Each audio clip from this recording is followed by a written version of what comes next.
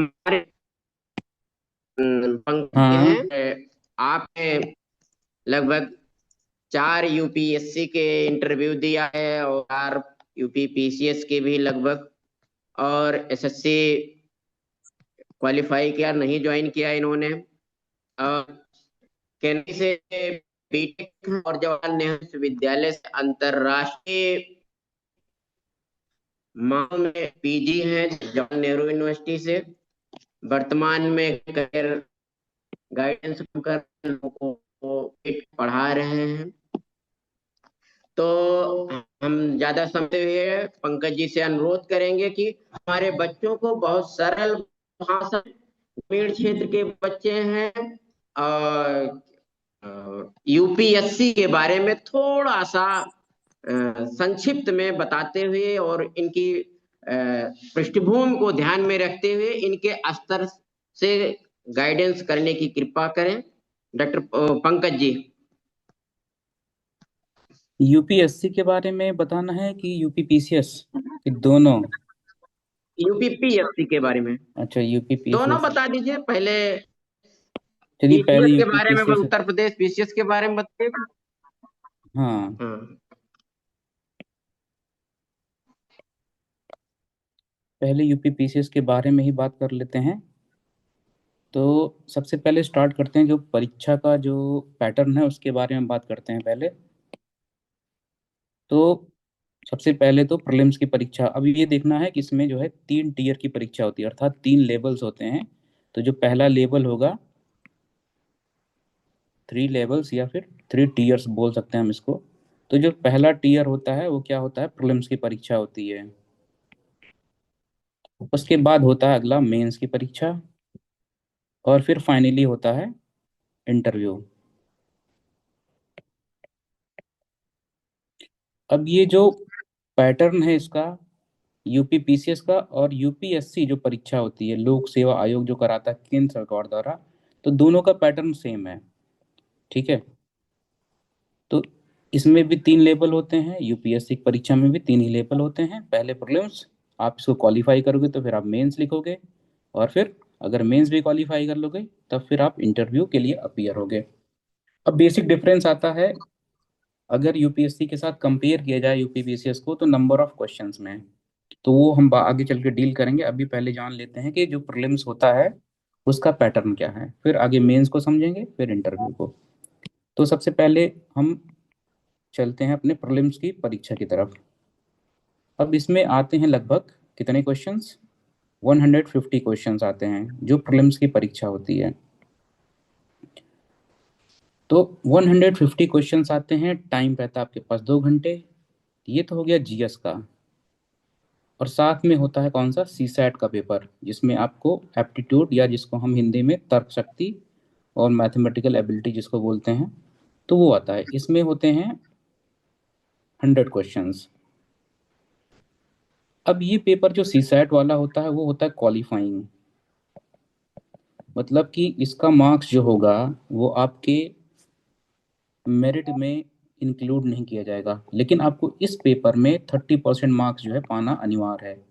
अगर आप इस पेपर में, सीसैट में, 30% मार्क्स नहीं पा पाते हैं तो आपका ये वाला पेपर जो है चेक नहीं होगा।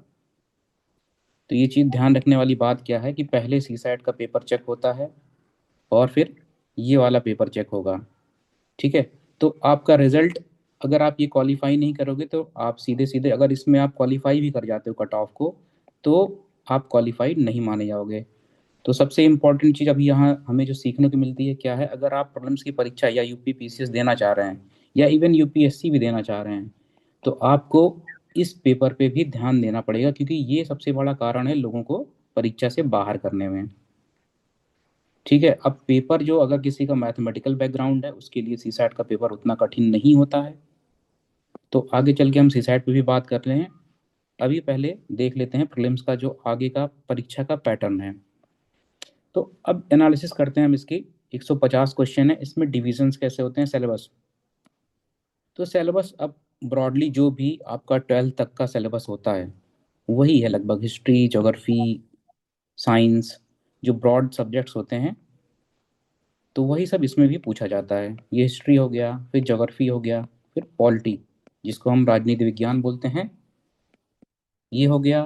फिर आता है आपको क्या बच रहा है अभी, इकोनॉमिक्स, जिसको आप आर्थिक शास्त्र बोलते हो या अर्थशास्त्र बोलते हो। पॉलिटी राजनीति, भूगोल, इतिहास, ये सब हो गया। और फिर आता है करंट अफेयर्स। ठीक है, तो ये सभी हैं ब्रॉड चीजें। थोड़ा बहुत और हिस्ट्री के अंदर सब डिवीजन कर सकते हो, तो आर्ट एंड कल्चर को मान सकते हो।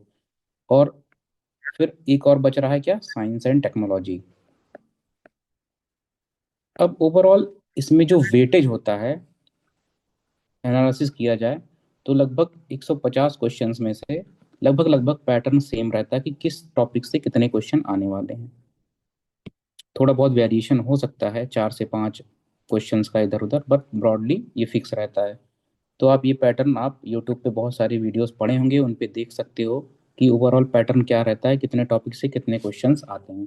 पर जब भी आप प्रिपरेशन शुरू करना, सबसे पहले ये चीज़ देख लेना। और उसके बाद क्या करना हमें, ये तो ब्रॉडली आप समझ गए कि हाँ किस टॉपिक से कितना आ रहा है और कितना टाइम किस सब्जेक्ट पे हमको देना है। जैसे इससे 8 से 10 क्वेश्चन ही आते हैं हर साल, इससे ज़्यादा नहीं आते हैं। करंट अफेयर से इसमें 20 से 25, इवन 30 तक जा सकता है क्वेश्चंस। साइंस एंड टेक में लगभग 15 से 20 क्वेश्चन, इससे ज़्यादा नहीं होता है।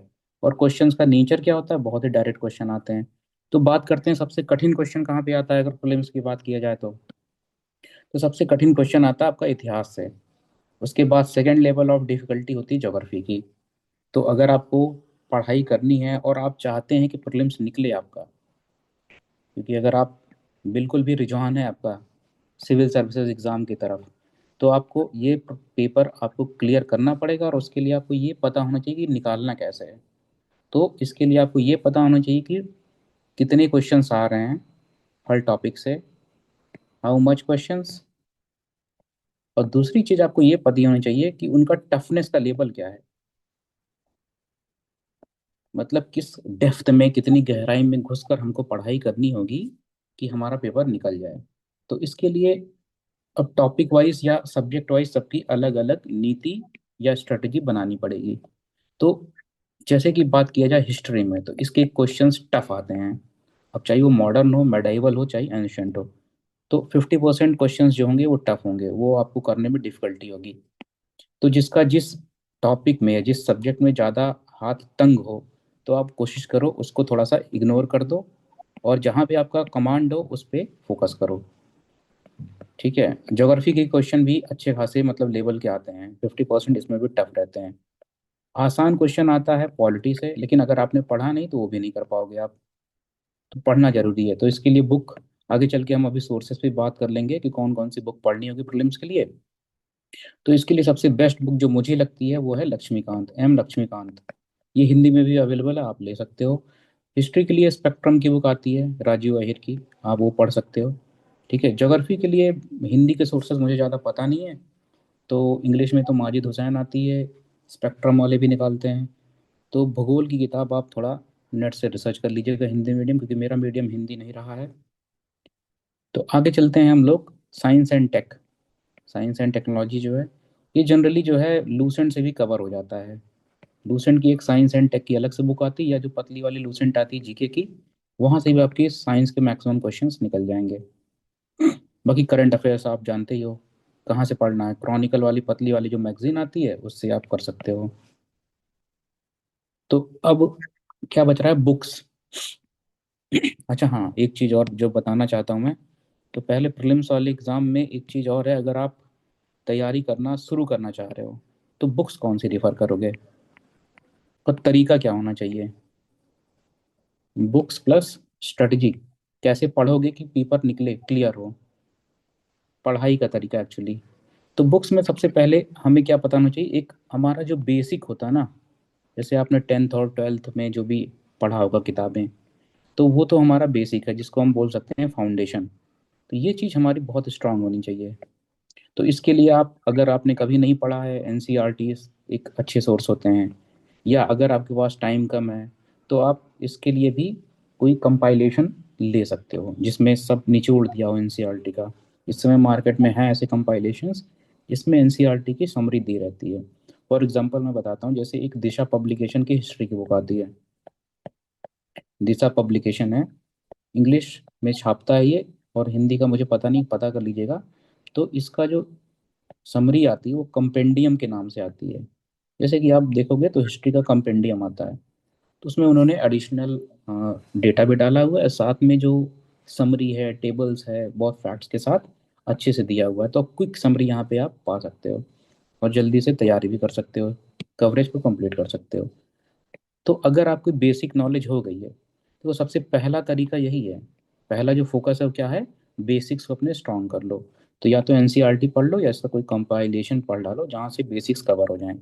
अब इसको करने के बाद सेकंड जो स्टेप होगा वो होगा, आप प्रीवियस ईयर्स क्वेश्चन जो पहले क्वेश्चन पूछे गए हैं परीक्षा में, पीवाईक्यू जिसको हम बोल रहे हैं शॉर्ट में, इसको जो है आपको तैयार करना पड़ेगा। क्योंकि यहीं से पता चलेगा आपको कि क्या पढ़ाई करनी है और क्या नहीं पढ़ना है। समझ रहे हो ना, दोनों चीज़ें बहुत ज़रूरी हैं। तो सबसे ज़्यादा इंपॉर्टेंट चीज़ क्या है कि क्या नहीं पढ़ना है अपने को। क्योंकि अगर आप फालतू की चीज़ें पढ़ रहे हो जो कि परीक्षा में पूछी नहीं जाती हैं तो फिर आपका प्री कैसे निकलेगा। तो टाइम भी बचाना है, लिमिटेड टाइम है, उसमें ढेर सारी पढ़ाई करनी है। तो आपको क्या पता ना जानी चाहिए कि क्या नहीं पढ़ना है। उसके लिए आपको प्रीवियस ईयर्स क्वेश्चंस देखना पड़ेगा। इससे क्या पता चलेगा कि किस टॉपिक से क्वेश्चन आ रहे हैं, मतलब कि इंपॉर्टेंट टॉपिक्स कौन से उनसे हैं। ओके।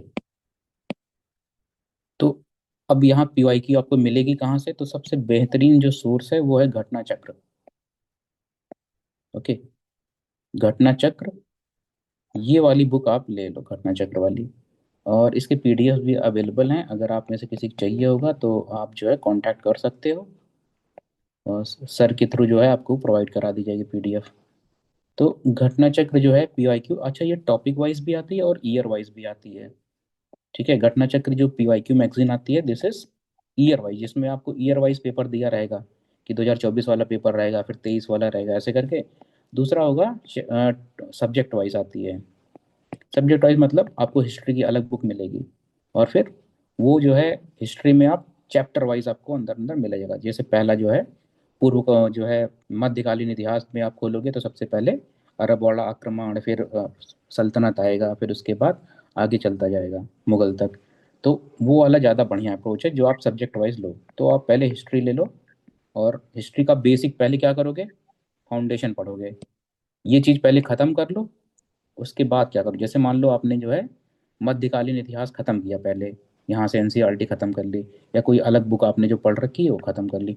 उसके बाद सेकंड स्टेप में क्या करोगे, ये किताब उठाओगे पीवाई की घटना चक्र वाली हिस्ट्री की बुक, इसको उठा लो आप।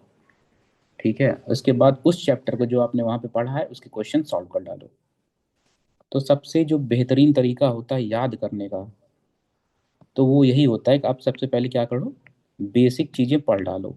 कोई भी चैप्टर उठाया उसकी थ्योरी पढ़ी आपने, फिर क्या करोगे, उसी दिन जैसे ही चैप्टर खत्म हो क्या करो, घटना चक्र उठाओ, और उस चैप्टर से जितने भी क्वेश्चन आए हों उसको क्या करो, लगा डालो तुरंत। तो कभी कभी आप फंसोगे, उस चैप्टर को सॉल्व करने में डिफिकल्टी आएगी। तो अगर नहीं सॉल्व कर रहे तो फिर क्या कर पा रहे हो, अगर डिफिकल्ट लग रहा है कोई क्वेश्चन सॉल्व नहीं हो पा रहा है, तो फिर क्या करो, फिर से उस चैप्टर को उठाओ और रिवीजन करो। उसके बाद फिर से वापस आओ, उस चैप्टर को फिर से सॉल्व करो घटना चक्र से। जब ऐसा करोगे तो चैप्टर आपको काफ़ी हद तक याद हो जाएगा। फिर एक दो बार और रिवीजन मारोगे तो उस चैप्टर से जितने भी क्वेश्चन बने होंगे आप तक, क्योंकि क्वेश्चन घूम फिर के रिपीट ही होते हैं, तो कहीं पे दो तीन क्वेश्चन को मिला के नया क्वेश्चन बना देंगे। अब ये समझ लो कि हर साल जो है, चाहे वो यूपीएससी हो चाहे यूपीपीसीएस हो, तो इसमें जो है अब यूपीएससी में लगभग 40% नए क्वेश्चन रहते हैं, आसपास 30 से 40% न्यू क्वेश्चन रहेंगे। लेकिन यूपी पीसीएस में ज़्यादा से ज़्यादा 20 से 30% ही नए क्वेश्चन रहते हैं, बाकी सब पुराने क्वेश्चन होते हैं। ठीक है, इसीलिए जो प्रीवियस ईयर्स क्वेश्चन हैं उनको लगाना बहुत ज़रूरी है। तो ये चीज़ समझ लेना कि रिपीटिशन होता है, लगभग 60 से 70% क्वेश्चन आपके रिपीट होंगे। अब डायरेक्ट तो नहीं आएंगे ये, तो क्या करेंगे, दो तीन क्वेश्चन को कहीं मिला देंगे, कहीं पे स्टेटमेंट बदल देंगे, कहीं पे कुछ और फैक्ट बदल देंगे, पर घूम फिर के क्वेश्चन यहीं से आ जाएंगे आपके। और कट ऑफ जो जाती है, अगर बढ़िया से तैयारी कर लो, इतना जो है स्टैटिक वाला, और उसके बाद फिर करंट अफेयर्स के 20 से 30 क्वेश्चन, अगर ये आपने निकाल लिया तो आपका फ्री हो जाएगा। ठीक है, बाकी अब बात करते हैं हम लोग सीसैट के पेपर के बारे में। जो प्रीलिम्स वाला सीसैट पेपर है, जो कि 100 नंबर का होता है, नहीं 100 क्वेश्चंस होते हैं, मार्क्स कितना होता है इसका, 200 मार्क्स का होता है ये। जीएस वाला भी 200 मार्क्स की होता है। तो सीसैट में देखो, अब यहाँ पे क्या होता है, ये होता है क्वालिफाइंग, जैसा मैंने पहले बताया था। इसका नेचर क्या है, क्वालिफाइंग। तो ये मेरिट में काउंट नहीं होगा, ठीक है। तो अगर आप इसको क्वालिफाई करते हैं तभी जीएस वाला पेपर आपका चेक होगा, और तभी आप पास माने जाओगे। तो अब इसमें चाहिए कितना, लगभग 30%। ठीक है, 30% मतलब 100 अगर क्वेश्चन है, उसमें से आपके 30 क्वेश्चन अगर सही हो गए तो आपका ये पेपर क्लियर हो जाएगा। अब लेकिन बहुतों को ये भी नहीं क्लियर हो पाते हैं। तो लग तो रहा होगा बहुत आसान कि 30 क्वेश्चन कितने ही हैं, पर एक्चुअल में क्या होता है कि बहुत लोग जो है क्वालिफाई नहीं कर पाते और सीसैट के पेपर में फेल हो जाते हैं। धुरंधर जो 2-3 बार निकाले रहते हैं, 4 बार निकाले रहते हैं प्री पहले, वो भी फेल हो जाते हैं इस पेपर में। कारण क्या है, लापरवाही। लापरवाही मतलब इस पेपर को प्रैक्टिस ही नहीं करते हैं कि हाँ मेरा तो निकल ही जाएगा, मैं तो बहुत बड़ा धुरंधर हूँ, ऐसा सोच के चले जाते हैं पेपर में बिना प्रैक्टिस किए, और फिर वहाँ पे लटक जाते हैं। तो देखो इसमें ट्रिक क्या है भाई, अब इसमें कम से कम 15 से 20 क्वेश्चन तो हिंदी के आते हैं, जिसमें कि हिंदी की ग्रामर रहती है। अगर आप पीसीएस देना चाह रहे हैं जिसमें कि हिंदी का एक अलग पेपर है, 150 नंबर का पेपर भी होता है मेंस में। अभी ये जान लो कि मेंस जब लिखोगे आप यूपी पीसीएस का, तो उसमें आपको 150 नंबर का हिंदी का पेपर लिखना पड़ेगा, जो कि मेरिट में काउंट होता है। तो हमें क्या करना है, आप अगर पीसीएस की तैयारी करना चाह रहे हो तो सबसे पहले क्या करो, इस एरिया को स्ट्रॉन्ग कर लो, हिंदी ग्रामर अपनी। हिंदी ग्रामर जब आप स्ट्रॉन्ग कर लोगे तो यहाँ पे जो है 15 से 20 क्वेश्चन आपके सी साइड में अपने आप ही निकल जाएंगे। अब थोड़ा बहुत बचेगा कॉम्प्रिहेंशन का, जो अनसीन पैसेज आता है वो निकाल लो थोड़ा बहुत। थोड़ा बहुत अगर मैथ्स आप कर सकते हो, अगर आपको लगता है कि मैथ्स के क्वेश्चन सॉल्व करते हो, तो लगभग 15 क्वेश्चन यहाँ से आते हैं। अगर आपकी मैथ्स वीक है तो इसको छोड़ देना, कोई ज़रूरत नहीं इसमें माथा पच्ची करने की। तो हिंदी पे फोकस करो, उसके बाद अनसीन पैसेजेस को कर लो, 10 क्वेश्चन आपको लगभग यहाँ से मिल जाएंगे कॉम्प्रिहेंशन से, ठीक है। यहाँ से निकाल लो 10 क्वेश्चन। उसके बाद आएगा लॉजिकल रीजनिंग, जिसको हम तर्क शक्ति बोलते हैं, एलआर, लॉजिकल रीजनिंग तर्क शक्ति आता है। यहाँ से भी आप निकाल सकते हैं, ये बहुत टफ नहीं होता है। जैसे कि ब्लड रिलेशन वाला क्वेश्चन होता है, ठीक है, कि सामने पिक्चर में जो है वो लड़की जो दिख रही है उसका फूफा मेरा डैश है, उसका मेरा फूफा ये कुछ है, ऐसे कैसे। तो क्या बोलते हैं, खून संबंध, रक्त संबंध वाले क्वेश्चन आते हैं। फिर आते हैं सीटिंग अरेंजमेंट वाले, जैसे ये कोई बेंच है, इस पे ऐसे ऐसे बच्चे बैठे हैं, तो इधर से काउंट करने पे वाला बच्चा चौथा है, तो इधर से काउंट करने पे चौथा बच्चा होगा। या कोई सर्कुलर अरेंजमेंट है, ऐसे लोग बैठे हुए हैं, तो उसमें काउंटिंग देखी जाती है। तो इस तरह के बहुत सारे क्वेश्चन एलआर के बनते हैं। एक डायरेक्शन का बनता है कि कोई बच्चा है, वो यहाँ से जो है 5 मीटर इधर गया, फिर इधर गया, फिर वो अपने ओरिजिनल स्थान से कितनी दूरी है। अब ये है तो एक तरह से इसमें हाइपोटेन्यूज वो हाई पाइथागोरस की थ्योरम लगेगी कि ये हाइपोटेन्यूज होगा, राइट एंगल बनेगा यहाँ पे। तो है तो मैथ का, लगेगा कि ये एलआर का है, पर यहाँ पे मैथ्स का थोड़ा सा यूज होता है। बहुत कठिन नहीं है, बहुत ही सिंपल होता है, ये निकल जाता है। तो अपने एरियाज को आपको क्या करना है, सी साइड निकालने के लिए जिस एरिया में भी आप कंफर्टेबल लग रहे हैं उसी पे फोकस कर लो, आपका पेपर क्लियर हो जाएगा। मैथ्स नहीं आती आपको तो इसको छोड़ दो पूरा पूरा, बिल्कुल कोई का जरूरत नहीं इसको करने की। आपको क्या करना है, 50 क्वेश्चन ऐसे पकड़ने हैं जो आपके सही हो जाएं बस, और वो आपको मिल जाएंगे आसानी से यहाँ से इस पेपर से। एक और होता है जिसमें वो बोलते हैं इंटरपर्सनल स्किल्स, इससे भी 15-20 क्वेश्चन आते हैं। इंटरपर्सनल स्किल, उसको हिंदी में शायद बोलते हैं अंतर व्यक्तिक कौशल। तो इस वाले टॉपिक में भी थोड़ा सा, क्योंकि इसकी थ्योरी कम अवेलेबल है, नेट पे भी नहीं है, बुक्स भी बहुत अच्छी नहीं है, तो ये भी मैं नहीं सजेस्ट करूंगा कि इसमें बहुत ज़्यादा दिमाग लगाओ आप। कोई भी आसान कहीं पे यूट्यूब में वीडियो देख लेना, अगर थोड़ा बहुत मिले कुछ कंटेंट तो देख लेना, उसको थोड़ा नोट्स बना लेना। अगर आसानी से कोई क्वेश्चन सॉल्व हो जा रहा है तब इसको सॉल्व करना, नहीं छोड़ देना। अब चलो, अब मेंस की परीक्षा के बारे में बात कर लेते हैं, उसके पैटर्न को समझ लेते हैं। तो मेंस की जो परीक्षा होती है उसमें होते हैं कितने पेपर, 8 पेपर होते हैं। और ये सभी क्या होते हैं, रिटन होते हैं। जैसे आप बोर्ड में लिखते हो या अपने ग्रेजुएशन में लिख रहे होगे, उसी तरह रिटन पेपर होता है। 8 पेपर होंगे। अब ये पेपर कौन कौन से हैं, पहले तो जीएस के पेपर्स होते हैं। तो जीएस के पेपर में 4 पेपर हैं, जो कि हम बोलते हैं GS1, GS2, GS3 और GS4।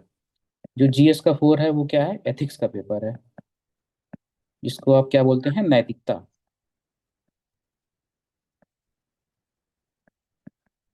तो ये एथिक्स और मोरालिटी का पेपर होता है। इसमें अभी सिलेबस देख लेंगे बाद में हम।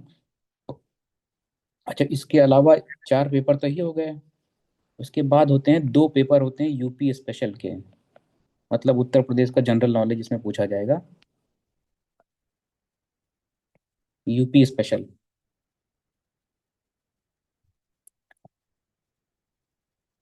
अब इसके अलावा क्या बच रहा है आपके, देखो 4 पेपर यहाँ हो गए, 2 पेपर यहाँ पे हो गया, टोटल 6 पेपर हो गए। अभी 2 पेपर और हैं। वो कौन से हैं? एक तो हिंदी का पेपर, अभी मैंने पहले बताया था कि हिंदी भी होता है मेंस में। और दूसरा होता है एस्से, जिसको आप हिंदी में क्या बोलते हो, निबंध। तो ये सभी पेपर जो होते हैं, जैसे ये वाला जो जीएस वाले पेपर हैं, हर पेपर 200 नंबर का होगा।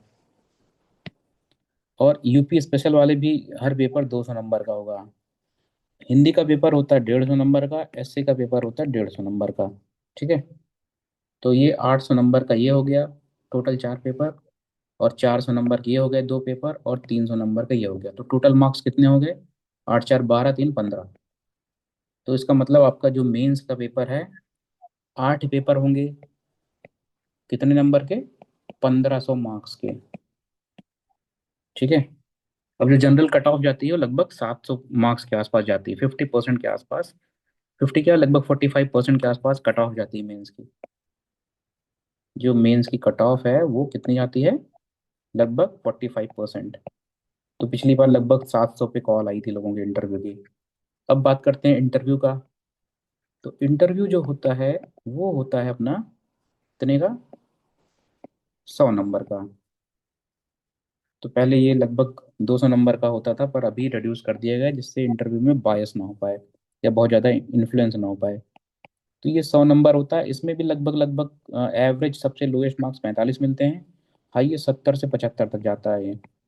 तो आपको इस बैंड के बीच में, अगर आप एवरेज भी परफॉर्म कर रहे हो तो आपको 55 नंबर मिल जाता है, 55 से 60। बहुत अच्छा परफॉर्म करोगे तो 70 के आसपास पहुंचोगे। तो ये तो होगी लगभग लगभग बात अपने पैटर्न की। तो फिर से देख लो एक बार, मेंस क्या है, 8 पेपर होंगे इसमें। जीएस के 4 पेपर होंगे, 2 पेपर यूपी स्पेशल का होगा, और एक एसए का पेपर होगा, एक जो है हिंदी का पेपर होगा। एसए का जो पेपर होता है उसमें क्या है, 3 निबंध लिखने पड़ेंगे आपको।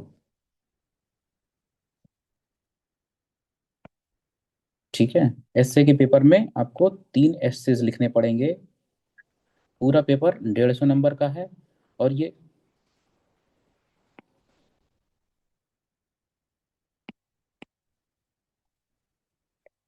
3 एसेज,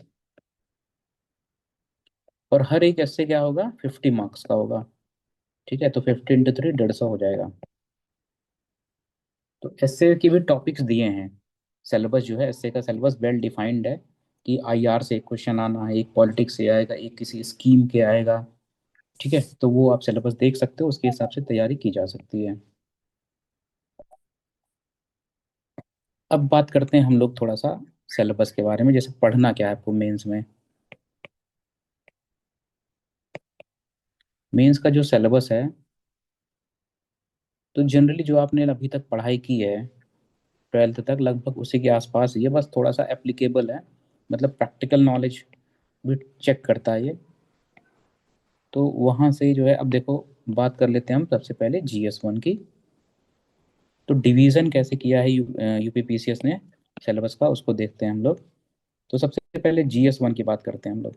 जब GS1 का आप पेपर लिखोगे तो उसमें आपको जो सिलेबस मिलेगा वो सबसे पहले मिलेगा हिस्ट्री, कल्चर, जियोग्राफी और सोसाइटी। ये 4 टॉपिक्स हैं। तो हिस्ट्री कल्चर को अगर आप एक साथ ही मान लो, तो लगभग 3 टॉपिक्स हैं जो GS1 में कवर होते हैं। ठीक है। GS2 में क्या होता है, सबसे पहले आपकी पॉलिटी आती है, राजनीति विज्ञान जिसको आप बोल सकते हो। और फिर इसके साथ है इंटरनेशनल रिलेशंस, अंतर्राष्ट्रीय संबंध। और क्या है इसके साथ, गवर्नेंस। ओके। तो 3 टॉपिक्स हैं इसमें। फिर आते हैं GS3 में। GS3 में ब्रॉडली अपने पास क्या है, इकोनॉमी है, अर्थशास्त्र, और इसमें है science and technology. Science and technology है, साथ में डिजास्टर मैनेजमेंट है, जैसे भूकंप आ जाता है तो उससे कैसे बचा जाए, सुनामी आ रही है, तो ये सब टॉपिक यहीं पे कवर होंगे। साइंस एंड टेक हो गया, इकोनॉमी हो गया। तो ब्रॉडली हाँ, ये 3 मेजर टॉपिक्स हैं। एक एक और टॉपिक है जो साइंस एंड टेक में है, वो है इंटरनल सिक्योरिटी। इंटरनल सिक्योरिटी जैसे देश को नक्सलिज्म से कैसे बचाया जाए, आतंकवाद से कैसे बचाया जाए, भारत के डिफेंस प्रिपेयर्डनेस जो होता है वो सब, जो एजेंसीज हैं, BSF है, इंटेलिजेंस ब्यूरो है, रॉ है, उस सब के बारे में यहाँ पढ़ना पड़ता है आपको। तो इससे 5-6 क्वेश्चन इससे आते हैं, एक क्वेश्चन इससे आता है, एक दो इससे आता है। मेजर जो है सबसे ज़्यादा क्वेश्चन इकोनॉमी से आते हैं। ठीक है, अब बात करते हैं हम लोग GS4 जो कि है एथिक्स का पेपर। तो देखो एथिक्स के पेपर में क्या है, इसमें बहुत सारे ऐसे डायमेंशंस हैं।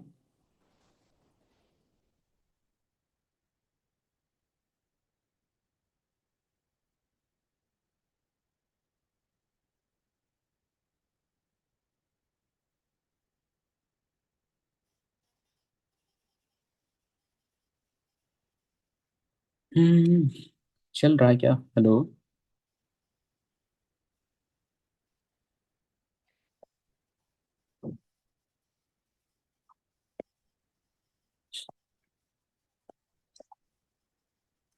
कहाँ पहुँचे थे हम? एथिक्स। एथिक्स में आपको क्या पढ़ना है, वही जनरल चीज़ें जो आप अपने पर्सनल लाइफ में कैसे बिहेव करोगे अगर आप सिविल सर्वेंट हो। क्या हो, अगर आप सिविल सर्वेंट हो तो कैसे बिहेव करोगे, जनता का भला कैसे करोगे, वेलफेयर कैसे करोगे, करप्शन को कैसे कम किया जाए, जो जनता को सर्विसेज डिलीवर करनी है, तो जैसे राशन पहुंचाना है, पानी की व्यवस्था करनी है, कहीं पे पुलिस है, प्रशासन है, उस सबको कैसे बिहेव करना चाहिए, तो वो सब हम GS4 में पढ़ेंगे। फिर आता है GS5 जो कि यूपी का पेपर है, यूपी स्पेशल। और फिर GS6। तो GS5 में लगभग लगभग अपना यूपी का पॉलिटी कवर होगा, और गवर्नेंस कवर होगा, आर्ट एंड कल्चर, हिस्ट्री, ये सब चीज़ें GS1 में कवर होंगी। तो ब्रॉडली जो GS1 और GS2 था वो लगभग लगभग GS5 में फिर से रिपीट होता है, पर यूपी के संदर्भ में रिपीट होगा वही सिलेबस पूरा पूरा। और GS6 में लगभग इकॉनमी। तो एक बात ये समझ लो कि जो GS का पेपर है यूपी वाला, तो उसमें जो GS5 है वो यहाँ से रिपीट होता है, और जो ये GS6 है वो लगभग GS3 का एक तरह से डुप्लीकेशन है। बट हम यूपी के संदर्भ में वो सब चीज़ें पढ़ेंगे वहाँ पे। ठीक है, तो अब लगभग लगभग खबर हो गया आपका, इसमें भी यही यूपी का इकोनॉमी, यूपी की ज्योग्राफी यहाँ पे पढ़ेंगे हम। ठीक है, इंटरनल सिक्योरिटी भी पढ़ेंगे कि यूपी में पुलिस का क्या रोल है, यूपी में हेल्थ कैसी है, एजुकेशन कैसा है, इनोवेशन कैसा है, साइंस एंड टेक्नोलॉजी कैसी है। तो ये सब चीज़ें हम यूपी के संदर्भ में पढ़ेंगे GS6 में, और उसी को लिखना पड़ेगा। अच्छा, थोड़ा सा हम आपको बता देते हैं कि जो मेंस का आंसर राइटिंग वाला होता है, कॉपी कैसे मिलती है। मेंस कॉपी अब आपको वहाँ पे मिलेगी एग्जाम में। वो कैसी मिलती है, उसका थोड़ा सा पैटर्न देख लो आप। जैसे ये मान लो अपनी स्टैंडर्ड कॉपी है, तो आप जैसे बोर्ड का या ग्रेजुएशन का एग्ज़ाम देते होगे, तो आपको अलग से एक क्वेश्चन पेपर मिलता होगा, और यहाँ पे आंसर शीट मिलती होगी आपको जिसमें आप आंसर लिखते होगे। और आप फिर अपने आप वहाँ से कॉम्प्लीमेंट्री शीट्स भी मांग सकते हो जब आपका पन्ना भर जाए तो मतलब एक तरह से लिमिट नहीं है, आप कितना भी मन करे उतना लिखते चले जाओ, उतना बड़ा आंसर।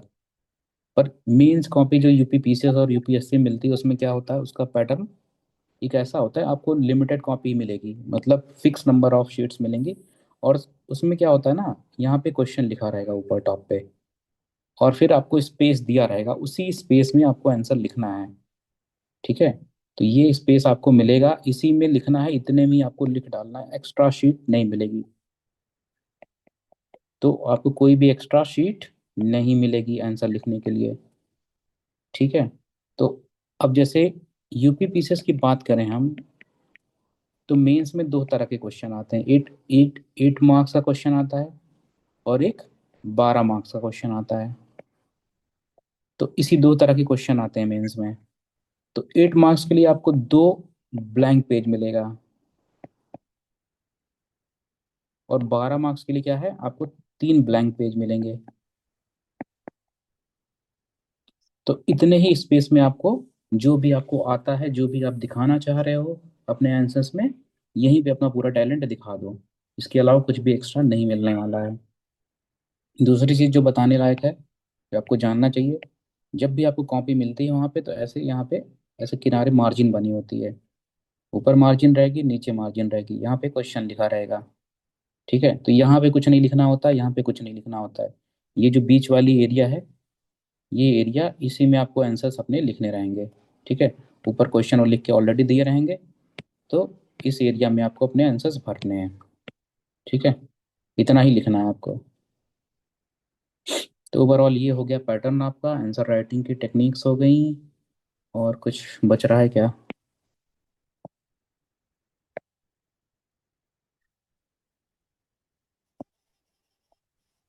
मेरे ख्याल से लगभग लगभग यही है। अब देखो, जो यूपीएससी है, थोड़ा सा यूपीएससी के बारे में भी बात कर लेते हैं। बहुत ज़्यादा डिफरेंस है नहीं दोनों में। जैसे ये आंसर राइटिंग वाली जो टेक्निक है, ये भी यूपीएससी में सिमिलर है, एकदम सिमिलर है। ये जो ब्लैंक पेजेस मिलते हैं अपन को यूपीएससी में, ये भी सेम है। वहाँ पे क्वेश्चन कैसे आते हैं यूपीएससी में? यूपीएससी में जो क्वेश्चंस आएंगे वो एक 10 नंबर का रहेगा, 8 नंबर की बजाय क्या रहेगा, 10 नंबर का हो जाएगा। और एक 15 नंबर का हो जाएगा, जो मेंस में क्वेश्चन आते हैं। जबकि यूपी पीसीएस में क्या होता है, 8 मार्क का आता है और 12 मार्क का आता है। तो ये वाला डिफरेंस है। यहाँ पे 8 मार्कर में अपन को लिखने रहते हैं 125 वर्ड्स, और इसमें लिखना रहता है 200 वर्ड। इसमें क्या है, इसमें लिखना रहता है 250 वर्ड्स, और इसमें लिखना रहता है 150 वर्ड। तो ये भी डिफरेंस है छोटा छोटा, जो कि आप जान सकते हो। तो यूपीएससी में 10 मार्कर में 150 वर्ड लिखना है, यहाँ पे 8 मार्कर में 125 वर्ड लिखना है। यहाँ पे 15 मार्कर में अपने को लिखना 250 वर्ड, यहाँ पे 12 मार्कर में लिखना 200 वर्ड। लेकिन ध्यान देने योग्य बात है कि स्पेस दोनों में सेम ही मिलेगी आपको। ठीक है, तो यहाँ पे भी आपको 2 पन्ना मिलेगा, और यहाँ पे भी 3 पन्ना मिलेगा, दोनों जगह यूपी पीसीएस में भी, यहाँ पे भी। बस यूपीएससी में क्या है, नंबर ऑफ वर्ड्स आपको ज़्यादा लिखने पड़ेंगे। ठीक है, यहाँ पे 50 वर्ड ज़्यादा लिखना रहेगा, यहाँ पे 25 वर्ड ज़्यादा रखना रहेगा। बस इतना ही अंतर है मेंस में। और बात कर लेते हैं यूपीएससी की। तो यूपीएससी में भी वही होता है। इसका जो पैटर्न है, GS1, GS2, GS3, GS4, इसमें भी 4 पेपर होते हैं जीएस में। इसके अलावा क्या होगा, एक इंग्लिश का क्वालिफाइंग पेपर होगा मेंस में, इसके मार्क्स नहीं जुड़ेंगे। इंग्लिश और हिंदी दोनों का एक्चुअली। तो ये चीज़ थोड़ा अलग है। यहाँ पे क्या है, हिंदी और इंग्लिश होगा, पर ये क्वालिफाइंग होगा। जबकि यूपी पीसीएस में क्या था, क्वालिफाइंग नहीं होता है, वहाँ पे हिंदी के मार्क्स जुड़ते हैं और इंग्लिश का नहीं होता है। पर यहाँ पे दोनों पेपर होते हैं, दोनों ही क्वालिफाइंग होते हैं। अब इसके अलावा और एक पेपर क्या हो जाएगा, एसए का पेपर। तो ये तो हो गया जीएस प्लस ये क्वालिफाइंग प्लस एसए। अब इसके बाद आता है ऑप्शनल। एक ऑप्शनल सब्जेक्ट आपको लेना पड़ेगा यूपीएससी में, ये पीसीएस में नहीं है। ऑप्शनल सब्जेक्ट क्या, जैसे आप ग्रेजुएशन में हिस्ट्री पढ़ रहे हो, तो आप ये ऑप्शनल सब्जेक्ट रख सकते हो अपना, हिस्ट्री। तो ऑप्शनल सब्जेक्ट क्या हो सकता है, इसमें 18 सब्जेक्ट्स हैं लगभग। हिस्ट्री हो सकता है, पॉलिटिकल साइंस हो सकता है, जियोग्राफी हो सकता है, जियोलॉजी हो सकता है, ऐसे ही फिलॉसफी, साइकोलॉजी, इस तरह के बहुत सारे सब्जेक्ट्स हैं जो कि ऑप्शनल सब्जेक्ट में आपको लेना रहेगा। तो इसमें होता है 2 पेपर, पेपर 1, पेपर 2। ये भी होता है 250 नंबर का, ये भी होता है 250 नंबर का। अच्छा हाँ, एक चीज़ और जो जानने योग्य बात है, कि इसमें जो है जीएस के पेपर्स, हर पेपर 250 नंबर का होता है। यूपीपीएसएस में 200 का होता था, यहाँ पे 250 हो जाएगा, तो 50 नंबर का अंतर है। तो ओवरऑल कितने पेपर हो गए यहाँ पे, 4 पेपर ये, 2 पेपर ये, 6 हो गया। 6 2 8 हो गया, और 8 1 9। तो यूपीएससी के मेंस में कितने पेपर होते हैं, 9 पेपर होते हैं ओवरऑल। ओके, तो ये हो गया ब्रॉड पैटर्न। सब्जेक्ट और जो सिलेबस है लगभग सेम है, इसका जो सिलेबस है वही यूपीपीसीएस वाला ही है, सेम तरीके से। एसए में कोई सिलेबस नहीं है यूपीएससी के, ये चीज आपको जानना पड़ेगा कि यूपीएससी कोई सिलेबस नहीं देता, जबकि पीसीएस वालों ने सिलेबस दिया हुआ है। तो यहाँ पे ज्यादातर निबंध जो आते हैं, वो फिलोसफिकल निबंध आ रहे हैं इस समय, दार्शनिक। तो जो भी अगर आप लोग देखना चाह रहे हो या करना चाह रहे हो कभी आगे यूपीएससी, तो इसके निबंध में भी एक बार नजर डाल लेना। ठीक है। दर्शन शास्त्र से बहुत ज्यादा प्रभावित रहता है यूपीएससी का निबंध। पहले तो नहीं होता था, पर अभी 4-5 साल से यहाँ पे बहुत ज्यादा फोकस है। तो लगभग लगभग बातें सब खत्म हो चुकी हैं, और तो कुछ बताने को लग नहीं रहा है। और यूपीएससी का जैसे प्री वाला सिलेबस है, तो इसका प्री लगभग लगभग सिलेबस तो सेम है यूपीपीसीएस की जैसा ही। बट यहाँ पे जो क्वेश्चंस का नेचर होता है वो क्या होता है, कॉन्सेप्चुअल होता है, फैक्चुअल कम होगा। यूपीपीसीएस में कॉन्सेप्ट कम पूछता है, फैक्ट ज़्यादा पूछता है।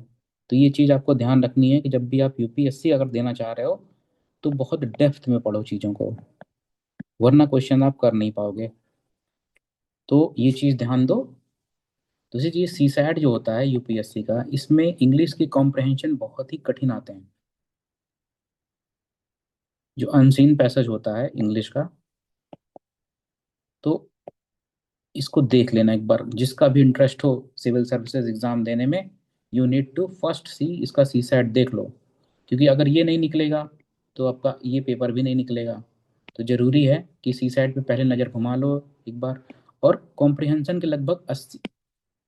अच्छा हाँ, एक चीज़ और जान लो, यहाँ पे क्या है ना, इसमें 80 क्वेश्चन आते हैं सिर्फ, ओनली 80 क्वेश्चन पे कम सी सैट। लेकिन इसमें से लगभग 40 क्वेश्चन कहाँ हैं, 40 क्वेश्चन सिर्फ इंग्लिश कॉम्प्रिहेंशन से आते हैं। तो इसलिए ये मेजर गेम चेंजर हो जाता है। और ये बहुत ही कठिन आता है, मतलब मैं कह रहा हूँ तो कठिन, मतलब कठिन आता है। तुम बहुत मेहनत करोगे तब इसमें से 10-15 क्वेश्चन सही कर पाओगे। तो अपनी स्ट्रेटजी बना लेना अगर किसी को यूपीएससी देना है तो। बाकी प्रीलिम्स का बताया ही, पेपर का नेचर जो कॉन्सेप्चुअल होता है। और इसमें जैसे साइंस एंड टेक के क्वेश्चंस आ रहे हैं अभी, तो ये बहुत ही कंटेम्परेरी, मतलब अभी जो समकालीन घटनाएं हैं या समकालीन डेवलपमेंट्स हो रहे हैं वहां से साइंस एंड टेक पूछेगा। ये बुक वाली नहीं पूछता है। ठीक है। एक दो क्वेश्चन भले आ जाए आपकी बायोलॉजी से, अदरवाइज जो क्वेश्चंस आते हैं साइंस एंड टेक में यूपीएससी में, वो क्या आएंगे, जैसे मान लो अभी इलेक्ट्रिक व्हीकल्स का टाइम चल रहा है, या हाइड्रोजन हाइड्रोजन वाली गाड़ियां आ रही हैं इस समय। तो इस सबसे रिलेटेड क्वेश्चन पूछेगा कि हाइड्रोजन टेक्नोलॉजी का क्या बेनिफिट है। ईवी जो है ना, ईवी वाली गाड़ियां आ रही हैं, कार आ रही हैं, उसमें क्या कैसे टेक्नोलॉजी है, बैटरी कैसी है, एफिशिएंसी कैसी है। या जैसे अभी इथेनॉल वाली हैं, सुना होगा आपने, जैसे E20 होता है भाई, अभी जो है पेट्रोल है उसमें जो इथेनॉल को मिक्स किया जाता है 20%। तो इसके ऊपर क्वेश्चन बनता है। तो इस तरह से जो करंट न्यूज़ में साइंस एंड टेक्नोलॉजी चल रही होगी, उससे बन के क्वेश्चन प्रीलिम्स में आपको देखने को मिलेगा। तो मेरे ख्याल से this is more than sufficient. बाकी अगर आप में किसी को भी कोई दिक्कत हो, अगर आप फ्यूचर में कभी तैयारी करना चाह रहे होंगे, तो फिर आप जो है सर के थ्रू मुझे रीच आउट कर सकते हैं। हम आपको हेल्प करेंगे जितना भी हो सकेगा।